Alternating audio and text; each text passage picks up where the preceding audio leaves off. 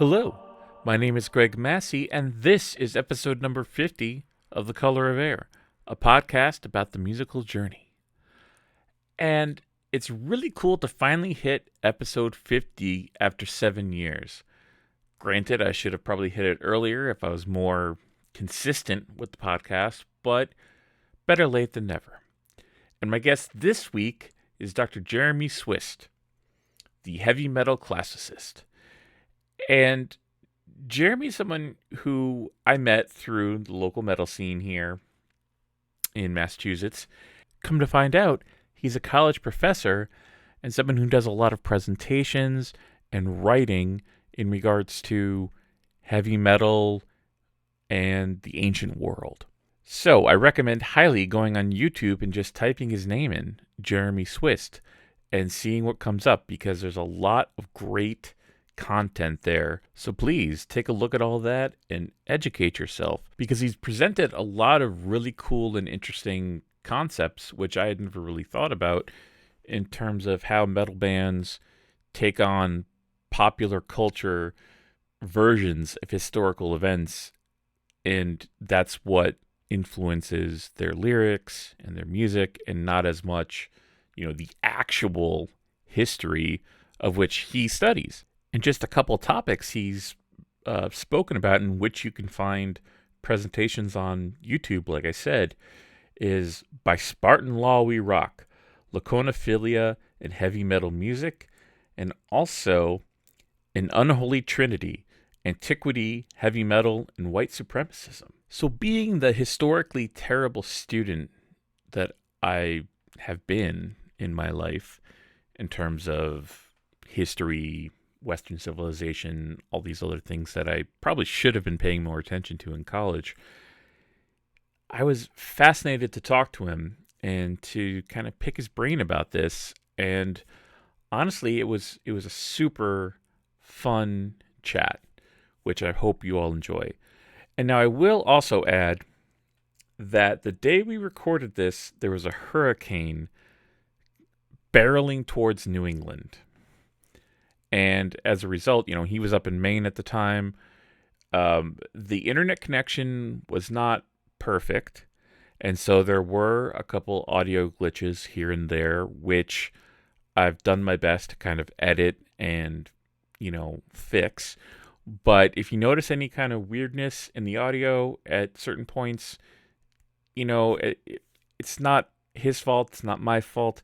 It's just the circumstances under which we recorded it. So I did the best I could to edit it and make it listenable, and hopefully you will enjoy it as much as I did listening back to it.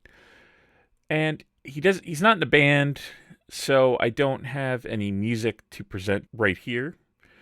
But stick around at the end of this podcast to hear a cover version he made of the Iron Maiden song Alexander the Great, but translated and sung in ancient Greek. Also, Jeremy is going to be doing a Zoom presentation on fascist receptions of antiquity and metal music on Tuesday, October 19th at 5 p.m. And it's happening through Harvard, and the link to sign up for it is https:// Humanities, MahindraHumanities.fas.harvard.edu/event/fascist-receptions-metal-music. So please, if you're around and want to see Jeremy in his element, please sign up and attend that presentation. I just want to jump in to say thank you for listening, and here are the ways that you can support us. Subscribe to The Color of Air on your favorite podcast app, like Apple, Stitcher, Radio Public, or Spotify, and be sure to rate and review. Also, follow me on Twitch at twitch.tv/retcongreg. Join our Patreon at patreon.com/Ret Con Industries, where we have 3 monthly subscription tiers of $1, $5, and $10. Depending on which tier you choose, you will have your name listed in the credits for every future podcast and music release, as well as access to bonus audio and video content, Bandcamp discounts, and exclusive merchandise through the Ret Con Swag Club. Finally, please check out all the music up for sale at retconindustries.bandcamp.com. And now, back to the podcast. Sorry, I don't have, well, I do have a podcast quality microphone that I bought, but my laptop doesn't seem to like it. So it's okay. So no worries, it's a MacBook Air. It's about 5 years old, and I guess its microphone is fine. Yeah, I can do studio magic on it too afterwards. We can put it through filters and make it sound like it was put a little reverb on, make me sound like Oz the Great and Terrible. Yeah. Well, thanks for doing this, man. I really appreciate it, and I'm really happy the storm didn't hit us harder so far. Yeah. Just to hope our friends down in Rhode Island are doing okay. Yeah, definitely. I took a bunch of notes, which I was hoping as a professor you would appreciate. I do, because you're the first doctor I've had on a podcast, and I want to sound smart. But I wouldn't worry about that. I'm the one who worries about sounding smart. I think I just ramble and rant and say a whole bunch of nonsense. So, Well, I appreciate it, the stuff you talk about. Because I was just revisiting the lectures that I watched earlier, the one you did on laconophilia, and I guess that's as good a place to start as any. Have you found that Sparta has been one of the primary focuses of everything you've been talking about, really, or studying? So in the grand scheme of kind of the reception of the ancient world and heavy metal, Sparta is one of the most popular topics. Okay, so I'd say about 10% of the thousands of songs out there that have anything to do with Greece, Rome, Egypt, the Near East, whatever, from BC stuff up through late antiquity, about 10%. And the only topic that rivals it is songs on Alexander the Great. Okay, who who is popular for very similar reasons as the Spartans are, and we can talk about either. But in fact, Alexander the Great was one of the kind of the focuses of some of the original scholarship written on what I might call heavy metal classicism, right? Partly because Iron Maiden wrote Alexander the Great back in 1986, and that really was one of the very first metal songs to adapt ancient history to that genre of music. There were songs that preceded it by various bands, but they're the ones who really kind of made it potentially popular, at least, because it would really take until kind of the new millennium before a bunch more bands kind of took up those themes, adapted them to not just individual songs, but whole concept albums, or even the concept of an entire band, like Exteo, for instance, is one of the most popular ones. I think now that we are several years into the new wave of traditional heavy metal and power metal and whatnot, those themes are particularly attractive to sing about. And the thing about Sparta is, one reason I latched onto it was that I didn't see as much scholarship. So basically, songs about Sparta, didn't really get started until basically after Sparta became sort of popular in popular culture. Okay, and this is kind of what happens with kind of how metal receives, you know, ancient history is, you know, they're not necessarily going and reading, you know, books on history or the primary sources like Herodotus and Plutarch and stuff. They are getting it from comic books, from popular novels, and especially from Hollywood. Okay, and you can, and in 1998 specifically is when we had the publication of Gates of Fire, which is a kind of a historical fiction sort of novel by Stephen Pressfield about the last stand of the 300 Spartans at Thermopylae, you know, in 480 BCE. And that same year is also when Frank Miller's graphic novel 300 came out.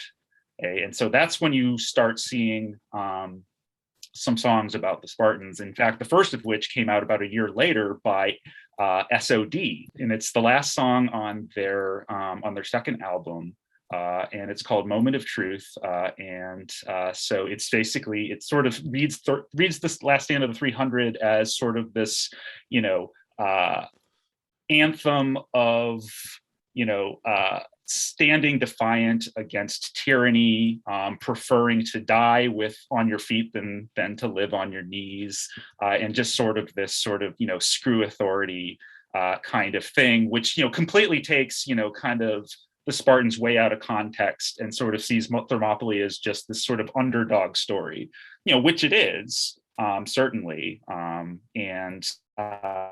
but though the Spartans side that values, you know, freedom and democracy or any of that, they were told by Greek standards, and they certainly had anything but an open, free society. But we'll get to that. The crunch some numbers, you know, in this research, you know, and Metal Archives is so helpful, you know, for metal studies to be able to like quantify a lot of this stuff, especially since so many lyrics are available to analyze. But anyway, and you can do the advanced search is really good. You can just find instances of, you know, a search term like Sparta, Spartan, Thermopylae, Leonidas, whatever, and then track, you know, by year songs that mention these key terms. And you'll see that, you know, after, you know, the late 90s, you see a spike in the number of songs on the Spartans that came out after 2006, 2007, when, guess what? That's when 300 premiered. Right. And this is also when movies like Gladiator and Troy and Kingdom of Heaven and Oliver Stone's Alexander came out. This sort of renaissance of sword and sandal, you know, Hollywood epics about the ancient world and the medieval world, etc., were coming out, and so there was a renewed interest in, you know, in pop culture of these, you know, ancient societies or medieval societies, and sort of especially in their Persians or the Saracens, you know, and it's not a coincidence that this also coincides, you know, with the aftermath of 9/11 as well as the terrorist attacks in London, etc. And this sort of, and so you can see there's you know, the cultural interest in these sort of ancient conflicts between what, you know, a lot of people perceive as sort of the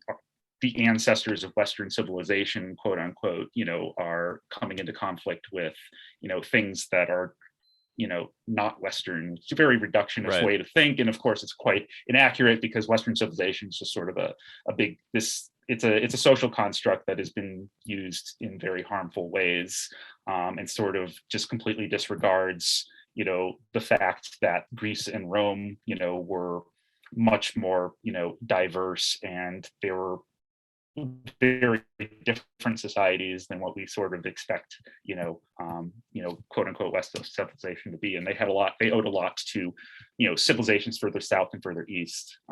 So just clearing that out of the way. Anyway, so yeah, looking at Sparta, you know, this is a popular topic for a number of reasons. You know, my discussion of the SOD song is certainly part of it, and I'd say that's, you know, that's that's probably the best reason to kind of sing a song about specifically the 300 Spartans, because nearly all these songs on Sparta are focused on that battle. Okay, which is interesting because this is a battle that they lost. Okay, Yeah. and some historians would even like argue that this was not even like this was a strategic failure. Like they were supposed to base, the idea was not to like kamikaze suicide mission, but actually hold the Persians at that pass, and to the point where they basically run out of supplies and give up. Okay. It was not a desperate kind of sacrificial speed bump to slow them down, though that's what it ended up kind of doing in retrospect. But it's been kind of remembered as this, Alamo or Shiroyama kind of last stand, in defense of quote unquote Western liberty and all of that. Okay, and certainly and you can see how heavy metal, and various genres of metal, which are often kind of antipathetic to the status quo and to kind of modern times, kind of would look nostalgically upon this age where people were willing to fight and die for these values as they perceive it, right? And national kind of patriotic and nationalistic feeling, which can certainly go in pretty problematic directions, with various right-wing bands who are in fact, bands like Der Stürmer and Neer Mataran. Okay, these are basically Nazi metal bands that are card-carrying members of Golden Dawn, okay, the far-right party that up until recently actually had members in parliament. In fact, the lead guy of Neer Mataran, and who had songs that were, glorifying the Spartans in addition to, saying nasty things against Jews. He was a member of the Greek parliament before recently, basically there was a crackdown on this party and they were declared a criminal organization. And this frontman, I forget his name, don't want to give him the notoriety anyway. Right. No, it's was, fine. was put in jail. But that's an extreme example. But kind of the greater trend is a lot of bands in France and the United States, but also, here and there throughout the world. In fact, I think even Japan, that find something relatable in either just the example of Sparta as a society, or in kind of the symbolism of their last stand at Thermopylae. Okay, that's what I have to say. That that's awesome. I could go on about this, but And I was nervous to bring it up because I'm like, oh, everyone asks him about Sparta. I hope this isn't going to be a topic he's sick of talking about. No, it's fine. Again, I just completed writing a chapter on all of this, the reception of Sparta and heavy metal for the forthcoming Cambridge Companion to Metal Music. Excellent. Which should be coming out in a couple of years, 2023. Cool. So yeah, it's great. So it's like that the academic discipline of metal studies has finally gained some legitimacy when there's a Cambridge companion to it. Yeah. Which is basically Cambridge University Press being like, this is an academic topic that people, that is worth studying. So we're going to have basically a volume of various scholarly articles that introduce and familiarize people with the topic. So for metal music, there'll be a lot of articles by musicologists, but also, social historians and sociologists, but as well as, historians and classicists. So, I'm writing kind of the ancient history bit of it. There's somebody who's doing the medieval history reception, because there's a lot of that too. And I think there's also somebody who's talking about, Near Eastern reception as well, with bands like Melkesh, right? So yeah, it's pretty exciting that this rather arcane niche topic of heavy metal in the ancient world is getting more talked about and validated. So. Yeah, I mean, I was gonna say too, like, I actually had a note about this in my thing because I was kind of curious. I hadn't really heard about heavy metals and scholarly work, I think Paris was the first person who to tell me about stuff like that and tell me that there was a lot of people doing this. Mhm. And so yeah, what did I write down for this? But I was just wondering, like, like when you got started, because I believe it was grad school where you started kind of putting these two things together. Mhm. Um, and was there, when you first had that kind of aha moment, like, oh, this is a place I can go with my research? Was there a scene or a scene, but was there a, like, like you know what I mean, like a movement towards heavy metal scholarly work at that time? Mhm.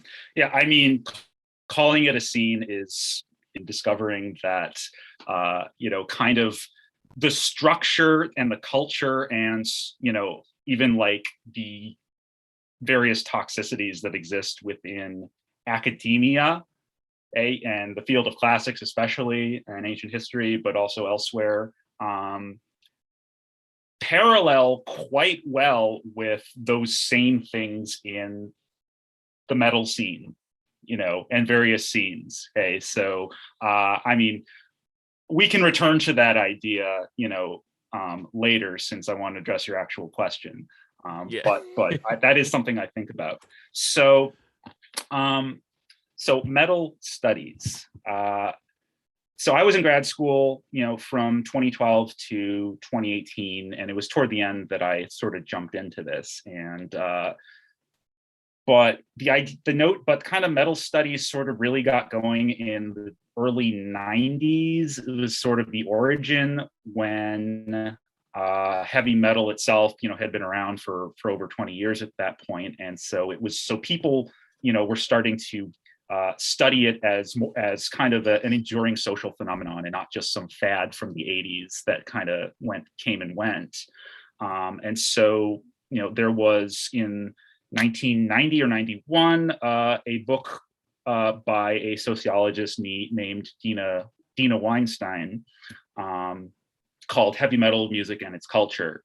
Okay? And it was shortly followed in 1993 by another book called Running with the Devil, Power, Gender, and Madness in Heavy Metal, by Robert Walser, which, in addition to kind of taking that sociological approach, was also a musicological approach, much more kind of seeing how the music itself and how it's structured, and the idea of kind of the power chords and the feelings of power and empowerment, and kind of the notions of masculinity and hyper masculinity sort of,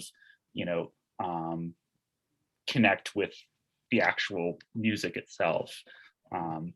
So those are kind of the foundational books, but it wasn't really until the 2000s that we start seeing, kind of a critical mass of scholars getting together and saying, we should start, having conferences and various consortia, and even like, let's start a journal. So I think in 2015 is when the journal Metal Music Studies got started. It was based in the UK, and Metal Studies still is, there's a lot of UK scholars, which makes sense because that's where heavy metal started. So, Right. So they kind of deserve to be kind of the epicenter of this. But now there's people throughout the world, especially in places like South America, certainly the United States, but throughout Europe, and then people, in Australia, but also, Africa, Asia in general, that are also kind of ethnographically looking at specific metal scenes within their own countries, in places where metal, had traditionally, not been much of a thing, but now it is, because it's become so globalized. And so it's quite interesting to see how places in Africa, South America, East Asia, how they are sort of taking on heavy metal, as both kind of a reaction to their cultures, but also, drawing from their cultures as well, to create something unique, which is what I really like to look at.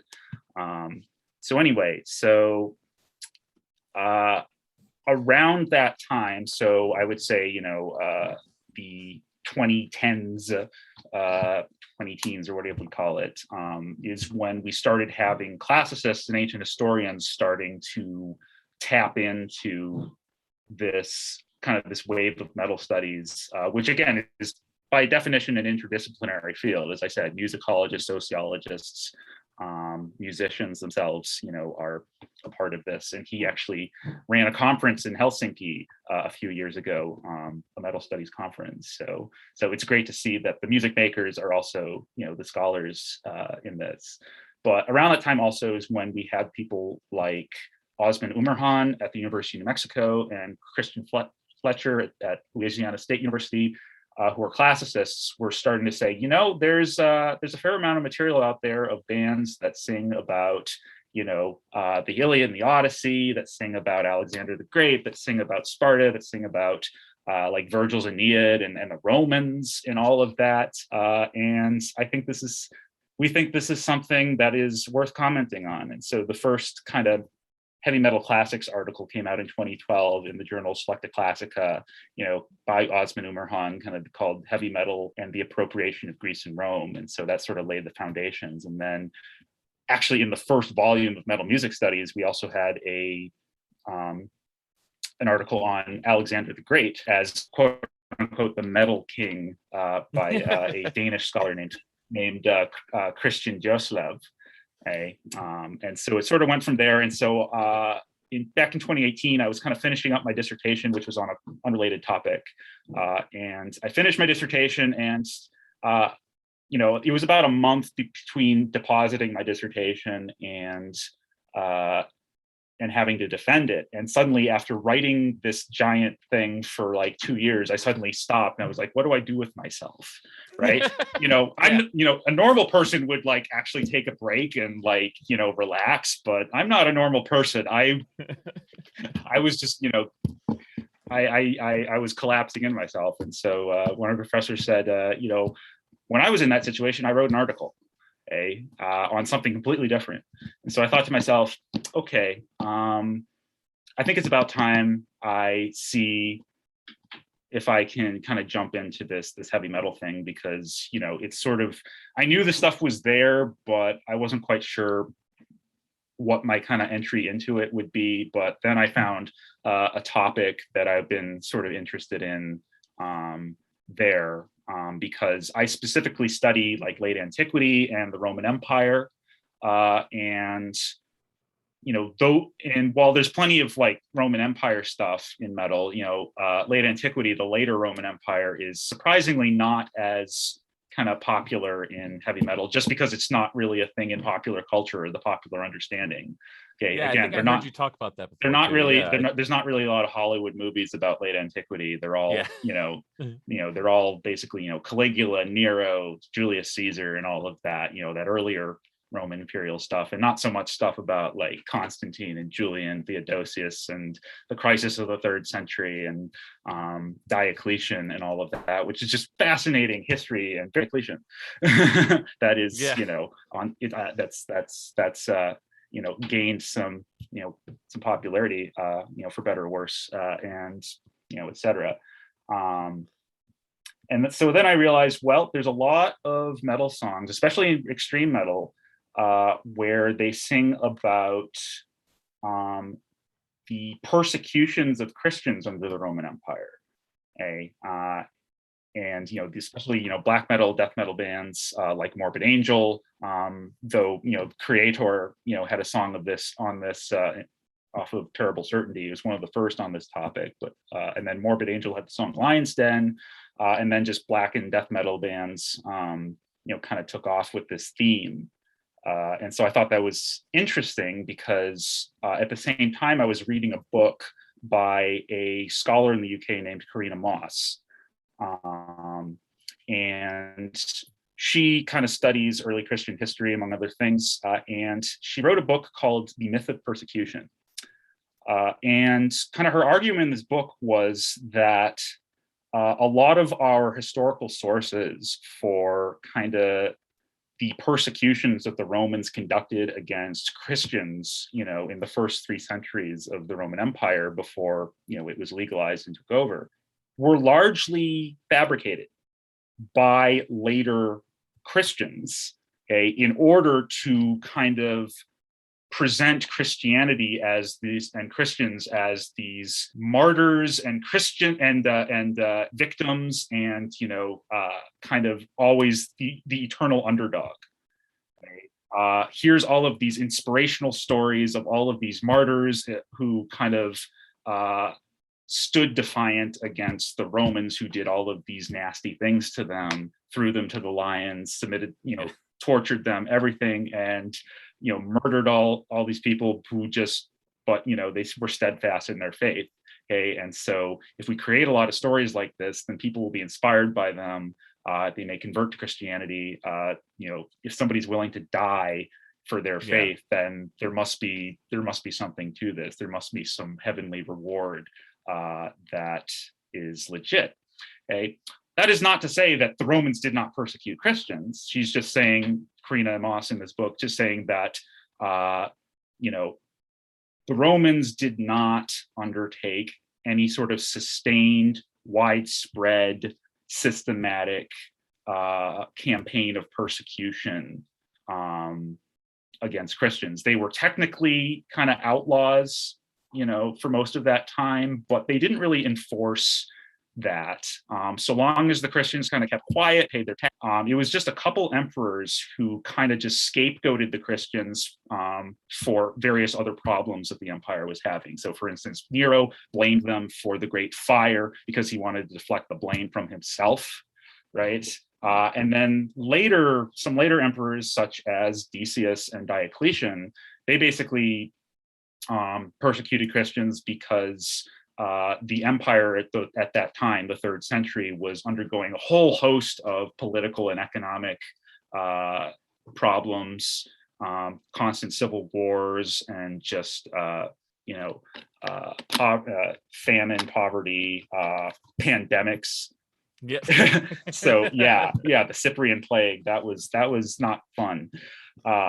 So anyway, they thought, oh, the gods are not they're not guaranteeing the prosperity of the empire. It must be because there must be upset for some reason. And then they realize, oh, maybe it's because there's all these Christians running around who don't believe in the gods and don't worship them. That could be a thing. Also, these Christians are refusing to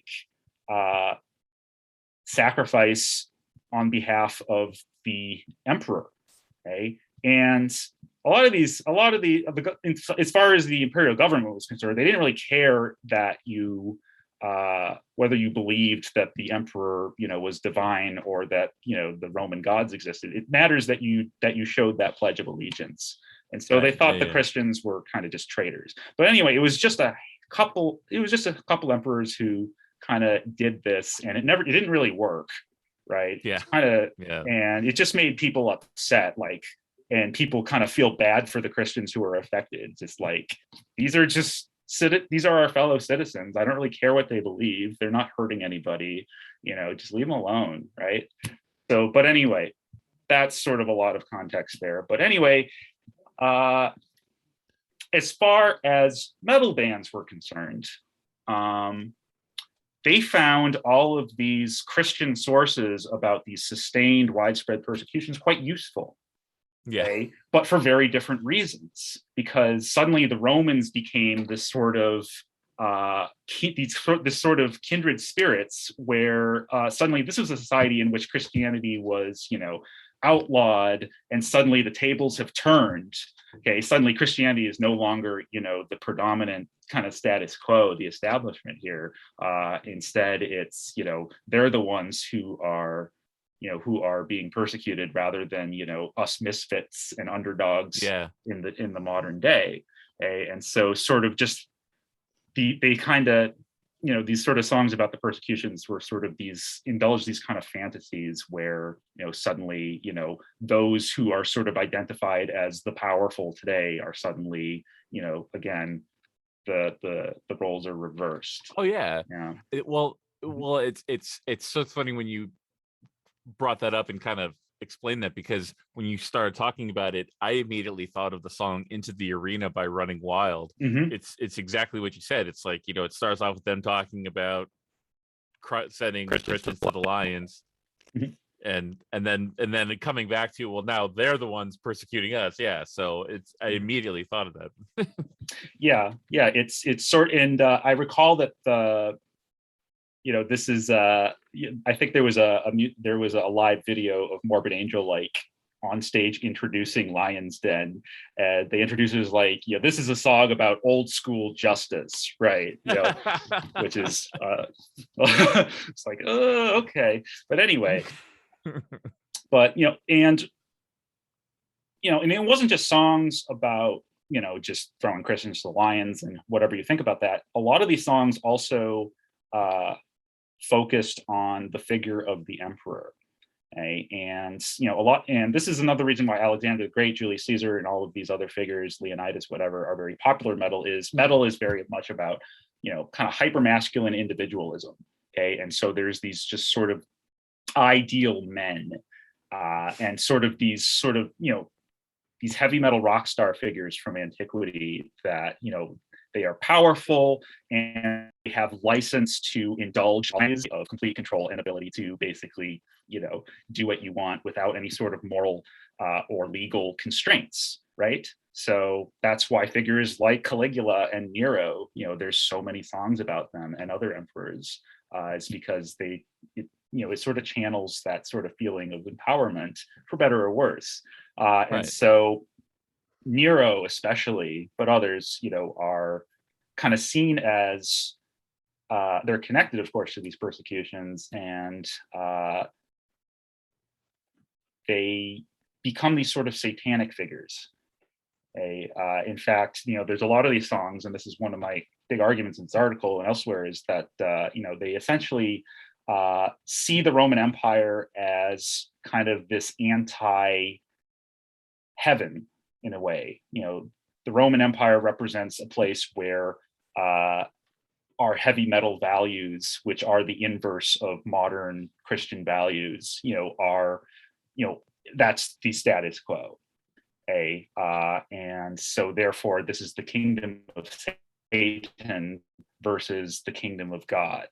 Right. And that hell, and this has been discussed by since Dina Weinstein, originally talked about this, the idea of hell is not so bad a place to be, I think is the AC/DC song or something like that. Right. The idea that hell is not just not a place where you're punished for being bad, but this is a place where, all the cool people are, right? This is the place where, everything goes,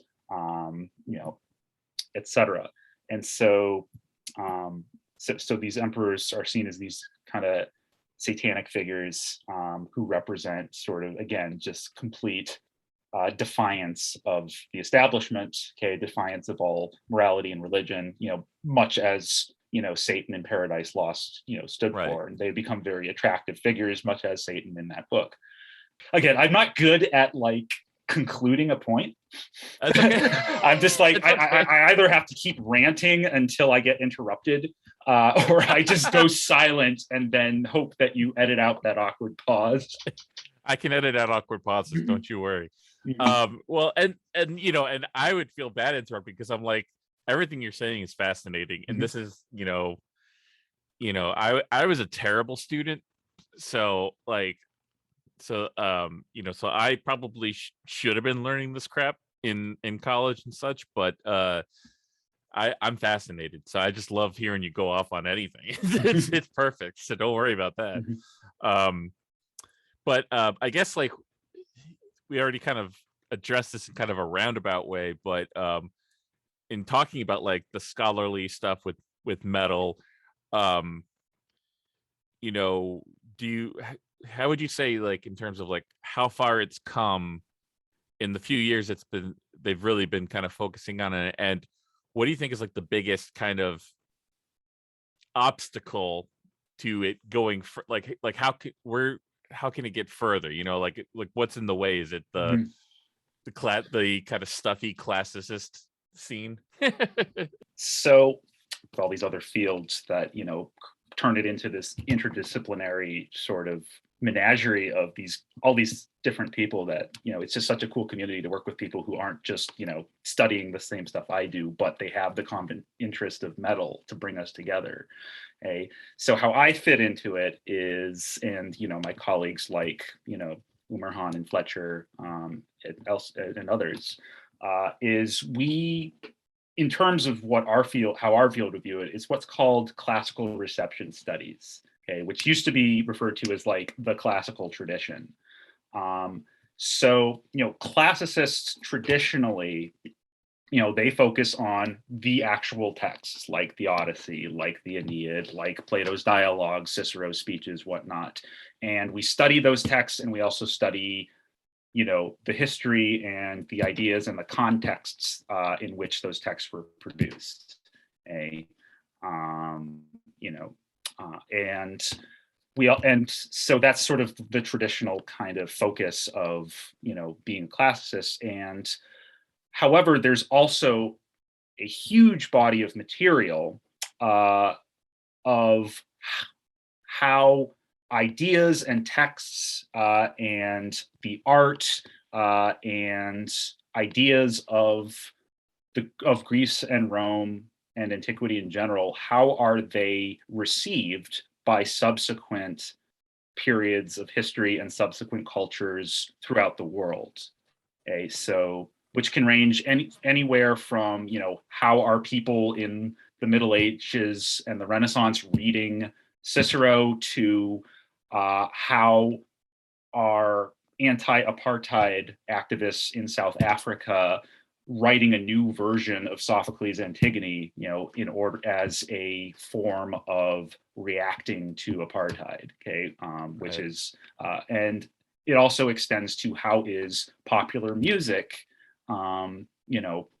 rewriting or giving a new perspective on, various ancient battles like Thermopylae, and Actium and the Teutoburg Forest, okay, etc.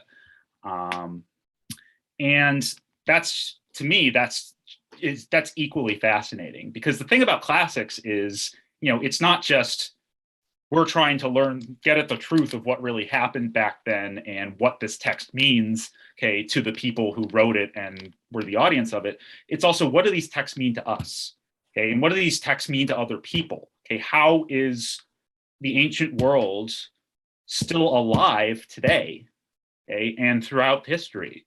So how is this material meaningful, interesting to people outside of academia, right? Because and you would think that this would be something that would be taken seriously. It's like, hey, this is basically studying how this, kind of esoteric material is actually relevant, to the modern day. How are people, various bands throughout the world, kind of reading this? And which is also important, because it's like, they're reading this in ways that are sort of problematic, or, maybe we should, call some attention to that and set things straight. Okay, which is another thing that I do. But anyway, unfortunately, for the longest time, classical reception studies has always been seen by more traditional older scholars as not as rigorous, not as important as traditional philology and studying the ancient world in its own terms, okay? Which is unfortunate. Kind of like, even today, like, you can't really go through a PhD program and write a dissertation in a traditional classics department on the reception of any text or thing. You have to write about that text itself, and then, the reception might be an afterthought. Okay, and that's essentially what I did. Like, I wrote, my dissertation on historiography under the Roman Empire. A very, and then this, this metal stuff is sort of, again, it would be traditionally viewed as sort of like a side gig. Is like, this is sort of a fun thing you do on the side. But I don't view it that way. Okay? I think this is, especially, this is something I do sort of as a public scholar. It's like, this is how I kind of make the ancient world relatable to people outside the academy. And I focus specifically on the metal scene, okay, which is, my own people, okay, people like you, people, that I can talk to about this stuff, and inform them and be informed by them, right? It goes both ways, okay?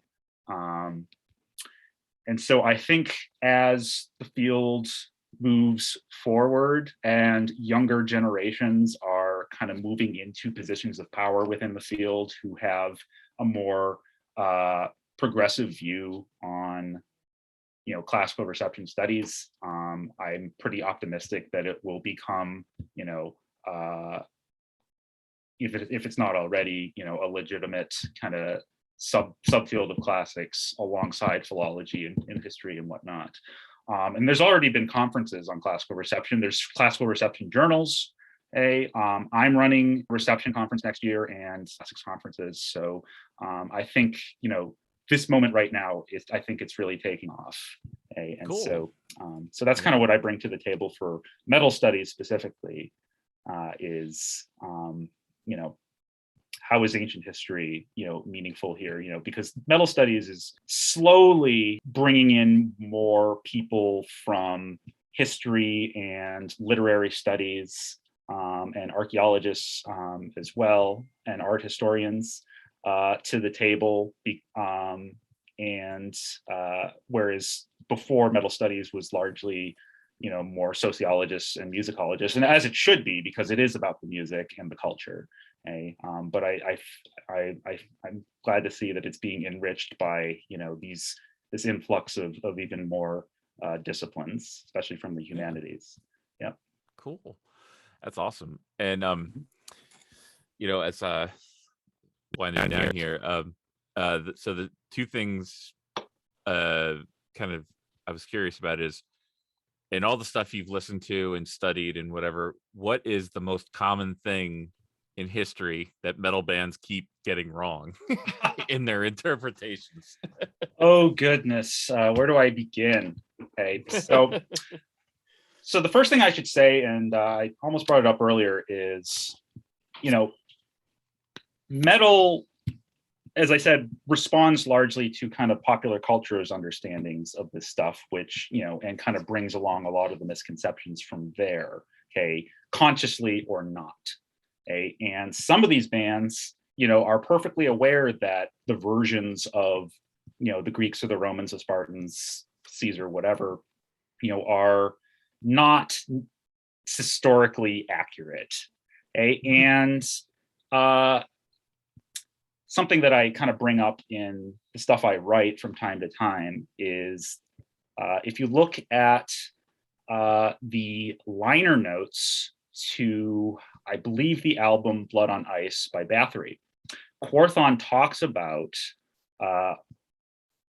what was kind of going through his head when he decided to transition from, first wave black metal to starting this kind of new thing called Viking metal. Okay. He didn't say it in those terms, that's sort of anachronistic, but anyway, you get right. But he said, I decided that kind of a lot of the themes of the satanic themes, could be pretty easily traded in for visions of strong, proud Nordsmen, fighting with swords, the horned helmets and everything, drinking heavily in the great halls, the Hollywood versions of my own Swedish Scandinavian ancestors, which he says is, wholly wrong and inaccurate. Okay, he acknowledges that he is taking the Hollywood popular culture versions of the Vikings because he finds them more suitable to the themes of heavy metal. Okay, so I essentially apply Quorthon's analysis of this, to bands that do that with Greek and Roman history.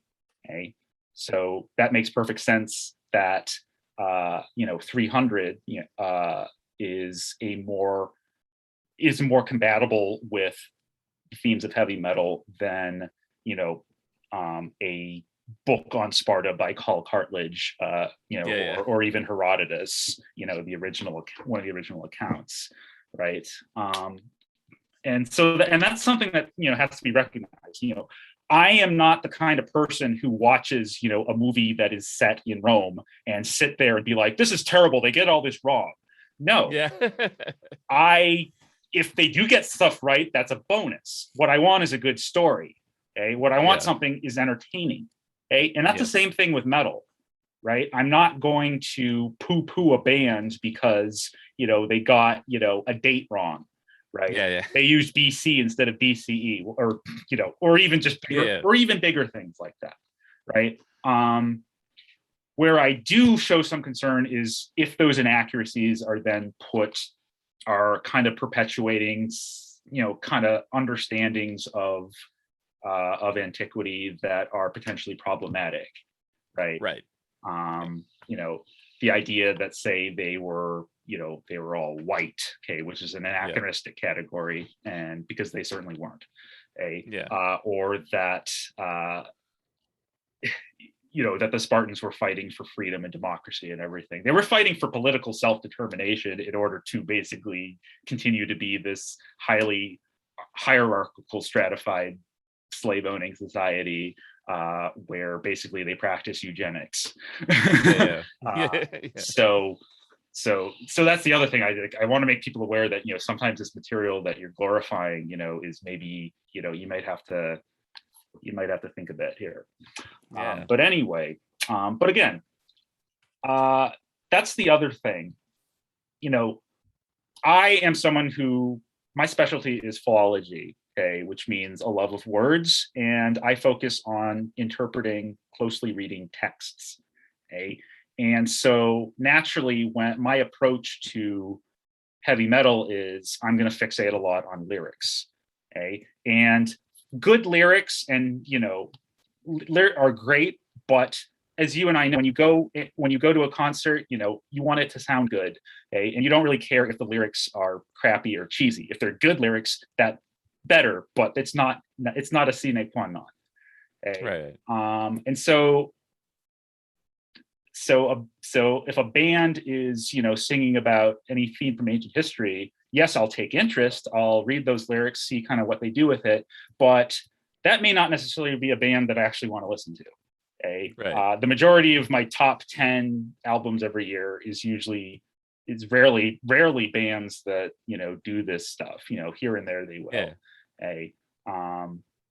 So I'm not here to kind of promote bands that like Ex Deo, right? Which I I actually don't really like, from a musical standpoint.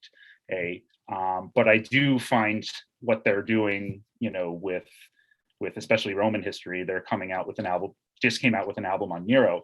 I find that worth paying attention to because Roman history, and so I feel like I need to kind of step in and be sort of this sort of moderator who's between this music and kind of my field in order to kind of show people what they're doing. Okay, and that's sort of one of the purposes of classicists in general is, they help interpret the ancient world for the sake of their fellow citizens, right? They communicate this material to them and help the public better understand kind of, not just Greece and Rome in its own terms, but how this material is relatable. What are the kind of, people bring up, the foundations of democracy and all of that, but it's way more than that. It's way more than that. Okay, there was so much stuff going on in the ancient world, with just the material culture, with women and enslaved folks, and various economic conditions that I think resonate today with all the problems in the world now. I just talked about the Cyprian plague, during the 3rd century. It was a pandemic, and people were responding to it in various ways that are positive and negative, such as, we're going to persecute Christians because it's their fault, right? So I think that kind of coincidence in itself makes this material kind of worth looking at, to be like, right? Yeah. Okay. So I don't think I quite answered your question about what is the most like glaring inaccuracy that I would see, the most. And I think what I'll say is metal songs that are about Nero specifically. In fact, Nero is the most popular emperor in heavy metal. There's more metal songs on Nero than by any other band. Caligula is the only one that comes close. Okay? But Caligula did not either persecute Christians because they weren't really a thing yet. He also didn't allegedly set the whole city on fire. And he did not allegedly fiddle while that city burned. And so all of those factors make Nero a very attractive figure for heavy metal, because he's kind of seen as this sort of, he's anti everything. He's this sort of figure of who represents chaos, and sort of sensual liberation, and power, to the point where he's, in fact, there's some bands that essentially, like, one of the first songs on Nero, from the late 80s was by the Swiss death thrash band Messiah. And they band playing discordant harmonies. That's actually a lyric from the song. Good. So just imagine, like, Nero playing an electric guitar, and he's playing thrash metal while the city's on fire in the background. This is totally an image that you see again and again in songs on Nero. And that's interesting because these songs are essentially suggesting that Nero deliberately set fire to the city. And he didn't set fire to the city so that he could clear it real estate in order to build the Golden Palace, which is, what sort of the original allegation was. He just wanted to destroy it because for destruction's sake. Wow. Okay. Again, and you can see how that can resonate with, certain genres of metal, at least, where, you just that sort of just that instinct to defy order and civilization, and just cause chaos, to be disruptive, right? But interestingly enough, if Nero takes responsibility for the fire, then he can't lay the blame on the Christians. So you would think, well, wait a minute. No, these bands are like, no, I'm going to set fire to the city and persecute the Christians anyway.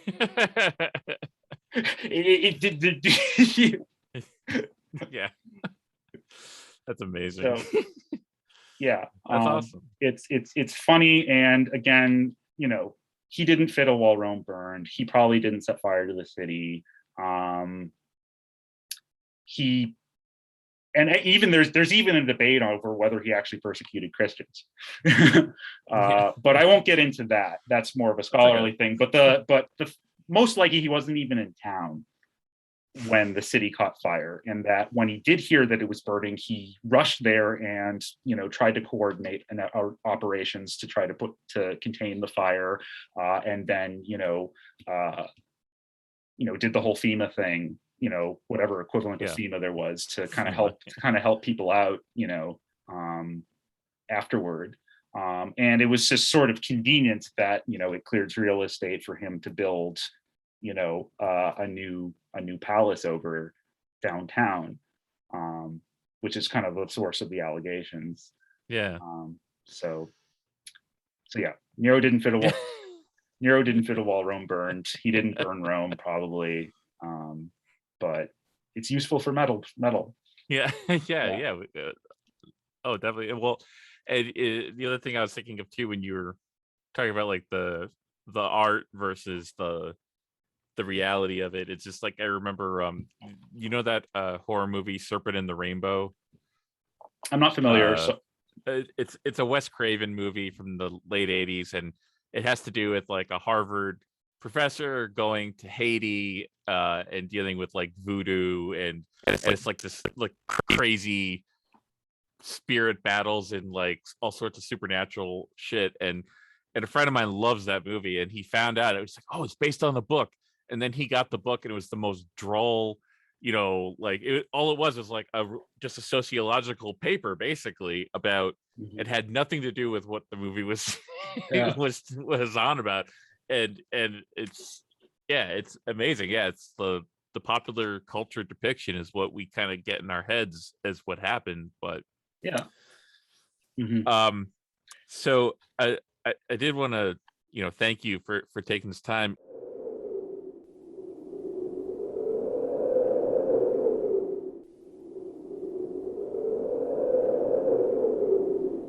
My son, ask for thyself another kingdom, for that which I leave is too small for thee.